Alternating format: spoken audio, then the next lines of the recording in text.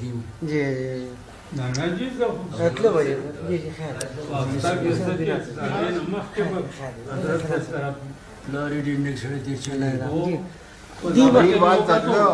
दागा टोल उमर मा खंदा जी बांधे जी जी टोल उमर बजड़ाए कार कुछ जबवर हम वेल बकसीदा हुआ जी ما باشعار ورته شروع کړه او د داسې په جړا شو چې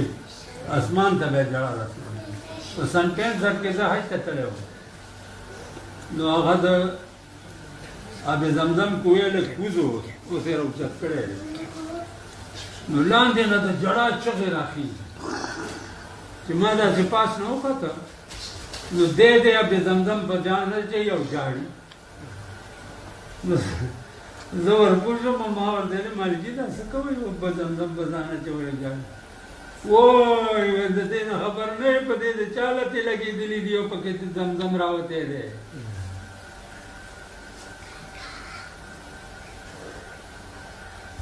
د هغه ژوند بس ټول عمر ژړا وه د مولانا ثاني صاحب رحمت الله علیه خانقاه ته زه تللی وم چې د شپې دا وخت و 9 بجې دلی ته تللی وم د شیخ الهند سیمینار هغې نه پس بیا دیوبند ته تلم نو د شپې 9 بجې تھانه بم ته ورسېدو نو هغه کلي یو سړی زموږ رهنمایي یې کوله که نو خانقاه ته لاړو بیا م هغه خلوتونه وکته د ده د عجیب راد الله مهاجر مکي صاحب هغې باندې بم چې ورغورځولې انګرېزانو بم اوس هم استاد کړو بیا د ده خانقاه ته هغه خلوت ته ننوتم زه پکې ول ختمه داسې تنګ یې جوړ کړی چې خوب پکې رانشي بیا بار ولاړ و برانډه کې نو ما هغه نه تپوس وکړ چې وہ خانقاه کے در ہے ما ته وایي چې یہ ہے نا جہاں آپ کھڑے ہیں د سوترای درای پکې غوړېدلې وه او ډاګې په جومات هم پرتې وې او یو ډاګه ولاړه وه دې ته به یې ډډوالې وه ناست بیا 9 بجې د شپې قبر ته لاړو څه باغ و چې خدای خبر د څه شي و لوکار و وکتو تیاره وه که نو بس یو ګز د خاورې ډېرې وه یو ملفوظاتو کې مې یو خبره حضرت کتلې ده تقریر یې کړی دی پکې 3 قسمه خوړې دي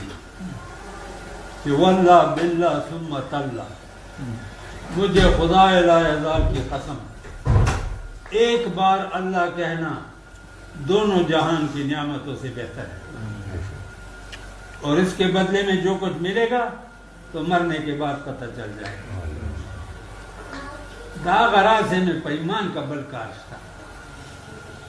د دې وظیفې نه چې څوک راته هم وایي زما لاس کې تسبیح وګوري نو زه ورته پیر ښکاره شم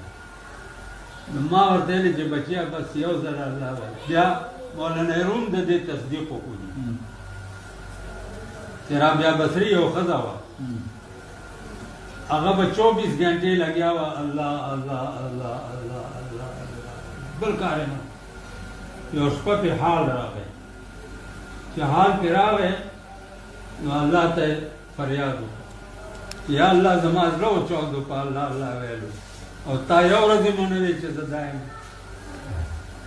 نو مولانا روم وایي چې آواز ورته وشو چې گفت الله ہے تو لبیک ما گفت اللہ ہے تو لبیک ما وی نیازو شورو دردت پیک ماس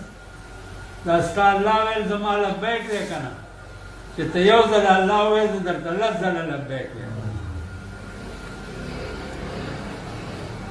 مولانا روم جي نن نظر کاله مخکې تېر شوی دی هغه چې کوم معجزات د پیغمبر علیه السلام او د اولیاو بیان کړي دي که نه مثال یې نشته دنیا کې ما په یو نیم کال کې دا کتاب ویلی دلته چې امولیانه ورتلو نه امولیان هم اوس ټول دغه شو پټېدار شو نو 14 میله لرې وه مولانا صاحب 145 کاله عمر یې نو ما جبه مصنوي نه ده ویلې نور فنون خو ما ټول ختم کړي ویلې بچیا ته به کوم ځای نه راځي ما زه به پېښور نه ویله خو 14 میله مزل دی ما زما وزر شته خو ته راته غاړه کېږه ویل ماسپښین مونځ ته رارسوه مازدیګره پورې به سبق وایم بس دلته مې 11 بجو پورې درس وکړو بیا به په سایکل سور شوم 1 بجه به هلته ورسېدم مونځ به مې هغه سره وکړو سبق روټۍ به مې ورسره وخوړه او سبق به مې شروع کړو 1.5 کال مې دا کار کړی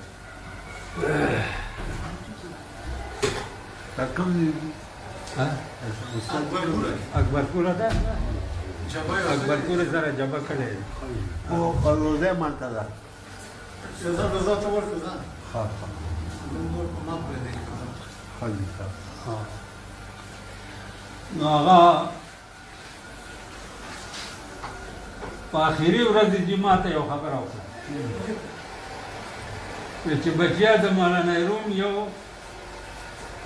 کرامت بعد الموت درته خبره کوم چې هغه یو شعر ویلی دی خو په مثنوي کې نشته دا مثنوي د یو سني په لاس کې وه او یو شیعه پې پېښ شو نو شیعه ورته ویلی چې این چیست نو ده ورته ویلی چې این مثنوي است وی مثنوي نیست این مشنوي است د دې اورېدل نه دي پکار نو هغه ورته ویل تو خو یک ضربي وي خو چې داسې پلو کړی دی په سر ورته دا شعر راغلی وی دا کرامت بعد الموت چې شعر راغلی دی چې اے سگے ملعون تو عو میں کنی اے سگے ملعون تو عو میں کنی مثنوی ما تو مشنو میں کنی سپیه ملعونه ته زما مثنوي کوي چې د دې اورېدل نه دي پکار دا کرامت بعد الموت دی او کتاب کې دا شعر نشته